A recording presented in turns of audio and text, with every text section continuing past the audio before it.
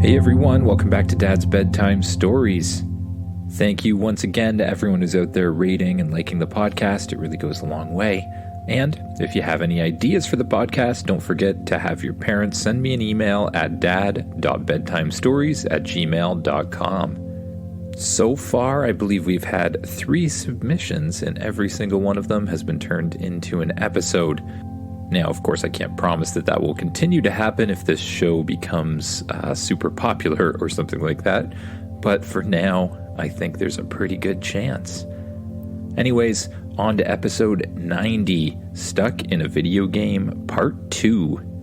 If you recall from last time, which you should probably listen to first if you haven't done that, it would make a lot more sense, the main character, you, is stuck inside of a video game.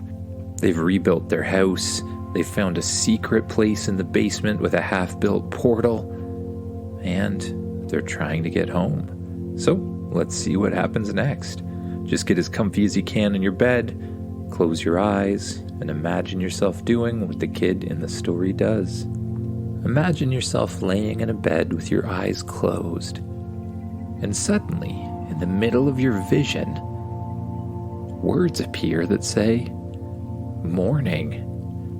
You open your eyes and look around. You're in the same little house that you helped rebuild the day before. And now you need to find some way to finish the portal, set it on fire, and get back home. You open the hatch to the basement and crawl down. Once again, you see a half-built portal-like structure made out of big black and purple blocks. There's 3 of them missing, but you don't see any of them around here. I wonder where I'll get those. You head back up the ladder and into your house. You go out the door, and you look around for anything that looks like these rocks. You go under trees, and you pass by a little river. And then in front of you, you see 2 torches lighting up what looks to be a cave entrance or something like that. You decide to go check it out. You walk over towards the cave entrance. You grab your sword off your back just in case, and you inch yourself forward. It's getting really dark inside the cave. I need something to help with this. You look back at the cave entrance, and there's another chest there. You run up to the chest and open the latch. Inside, you see a whole bunch of torches. You reach your hand out and absorb all of them into your inventory. Suddenly, a little box appears that says, "Torches. 36. 36 torches? That should be good enough." You imagine one in the palm of your hand, and suddenly it disappears from your inventory and appears back in your hand. You shine it around a little and it lights up the dark area. Slowly holding your sword in one hand and the torch in the other, you make your way into the deep, dark cave. Suddenly you see 2 red eyes, not another spider. The spider jumps out of the darkness right towards you. You swing your sword at it, and once again, it bounces off and makes a strange sound. It continues to jump towards you, and you continue to hit it with your sword. Bit by bit, you feel that it must be losing some of its health. It jumps up in the air again, and with one last swing, as hard as you can make it, the spider poofs into a puff of smoke once again. It drops a whole bunch of webs and some sort of vial of mysterious liquid. You pull both of them into your inventory. Then you hold your torch forward and you try to make your way back into the cave. You follow a long and winding path. Eventually you come to some stairs that go down and down and down. At the bottom of the stairs, you think you see a little bit of light, kind of an orangey red light. You continue down the stairs, and when you get to the bottom, you see a long hallway with stone on every side of it, and at the end there seems to be some sort of glowing orange light or something. You keep your sword out in one hand and your torch in the other, and you make your way through the dark hallway. And when you get to the other side, you end up in a huge cavern, and the cavern's lit by what looks like a lava waterfall. A whole bunch of lava is pouring out of a hole in the cavern above and spilling down onto the ground. And even better than that, at the base of some of the lava, you see that blacky, purplish stone that makes up the portal. You immediately head over to the stone. You clip your sword to your back once again, and you imagine your pickaxe in your right hand. The pickaxe appears, and you put your torch down near where you're working. You begin to hit the dark piece of stone as many times as you can. Each time it starts to crack just a tiny bit. It seems like it's going to take forever. Then you feel a really weird sensation, and your inventory pops up in front of you, and one of the hearts that's normally full begins to blink. Something hurt you. Or maybe hurt's the wrong word because you didn't even feel it. Then you feel another one of those strange blinking sensations, as if your whole body is blinking. And again, another half of a heart disappears. You turn around and look to see what you can see. And in the distance, there's a skeleton with a bow and arrow. Don't worry, he doesn't look very scary. He's more of a cartoony-looking, boxy skeleton that just keeps walking left and right and shooting little arrows towards you.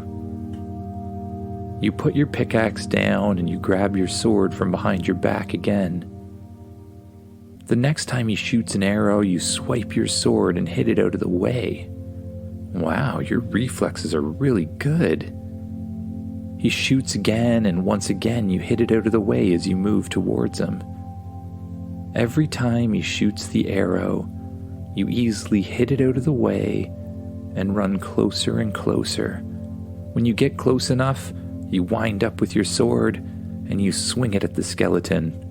The skeleton, a lot like the spider did, makes a weird sensation and bounces up into the air and away from the sword. He tries to hit you again. You block and swing your sword at him, and the same thing happens. He makes that strange sound and bounces back. He keeps trying to get you with his arrows, and you keep hitting them out of the way, one by one, and in between each, you strike him once with your sword and he bounces back. Eventually, you hit him one more time, and he disappears in a puff of smoke. Weird. He leaves behind 3 bones, a bow and a bunch of arrows. You quickly absorb them all into your inventory. Then you head back towards the rock you were trying to break. You pick up the pickaxe once again, and you start hitting it against the rock as hard as you can. After a while, the rock finally breaks. It disappears and then reappears again as a much smaller block that's just kind of floating above the ground.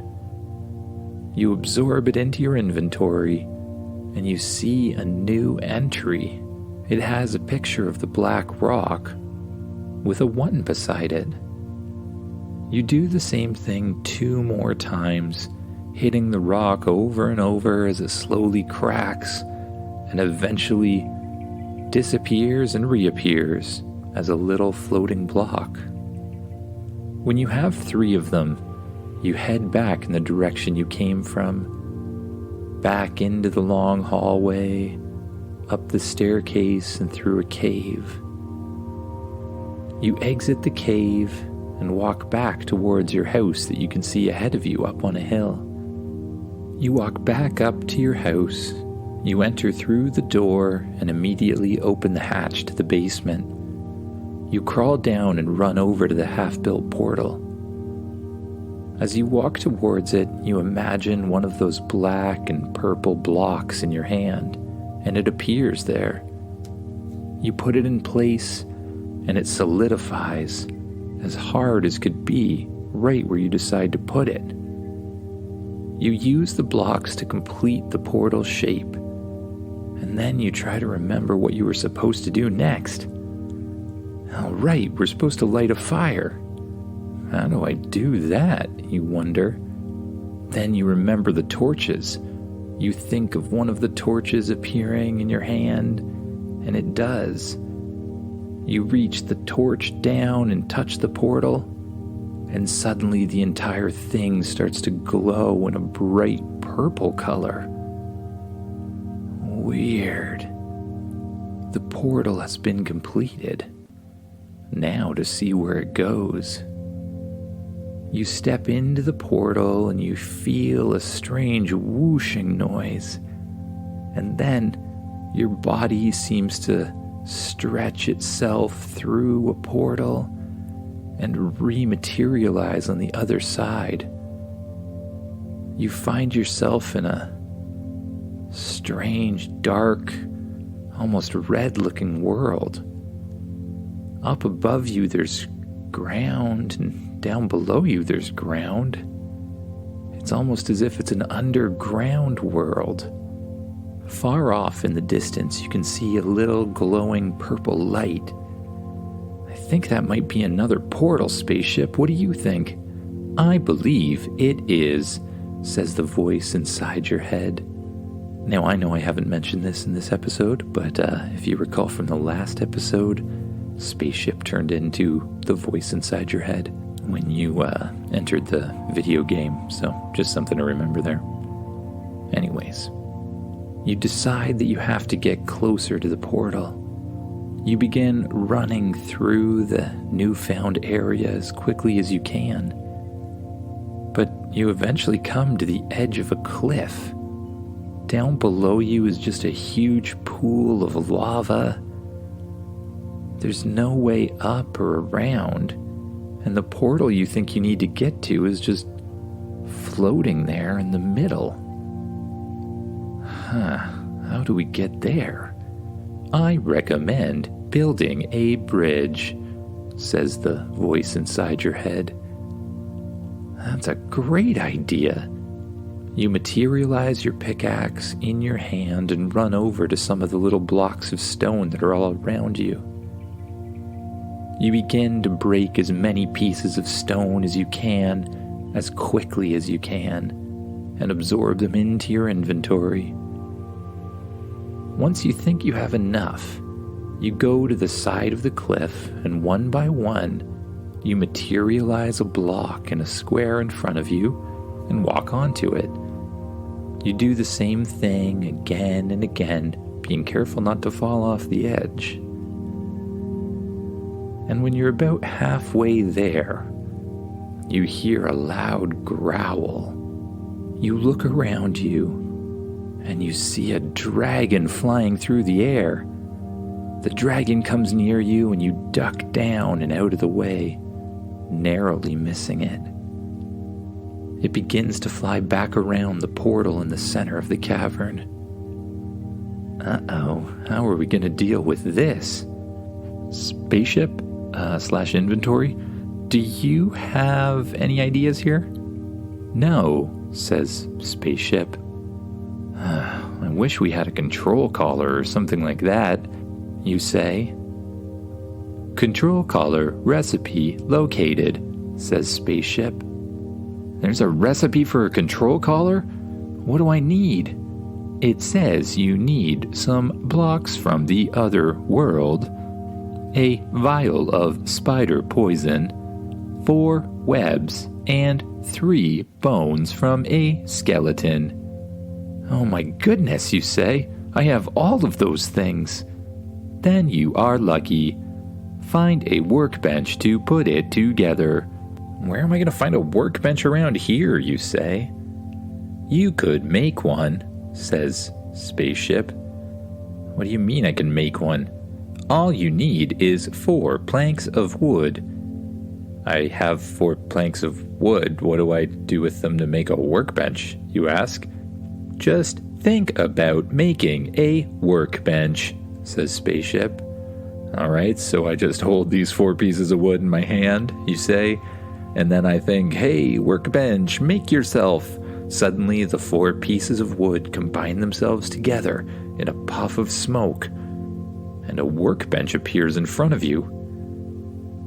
Okay.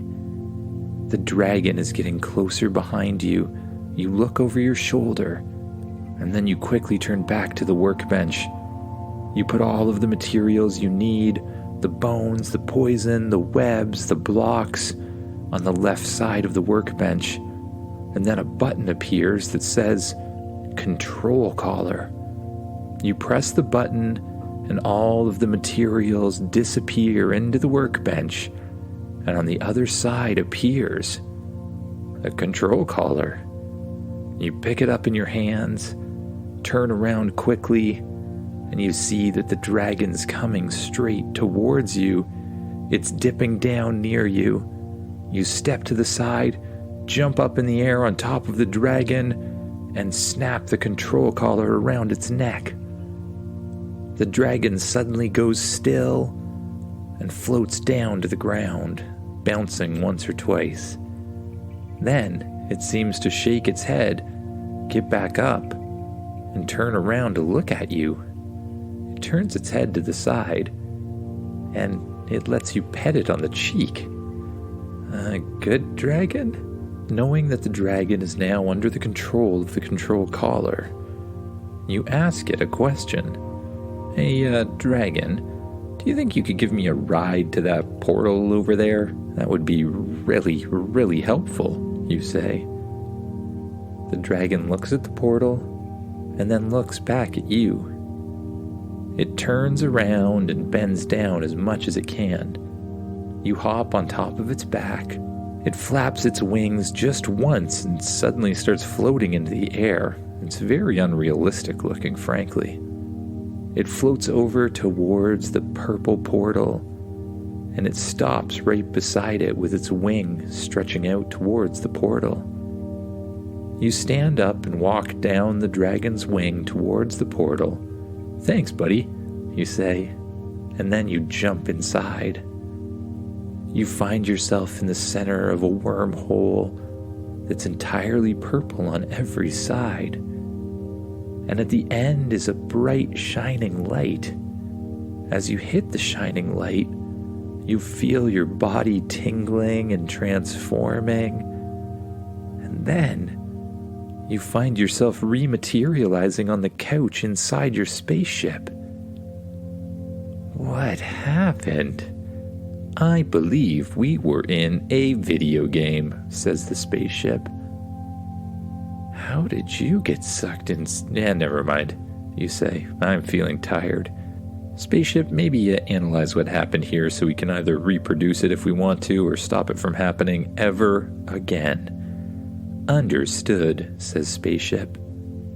You're feeling very tired, and you decide that the couch is as good a place as any to go to sleep. Spaceship, get the lights. The lights dim down to the perfect amount of brightness. You swing your feet up onto the couch, and you find a blanket folded up behind it. You spread the blanket out and get nice and warm and comfy. You start to take slow, deep breaths and allow all of your muscles to just relax as if they're melting and sinking deeper into the couch. You let your arms melt and your legs melt, and then you close your eyes and you let your brain just go where it wants to go. Good night, everyone.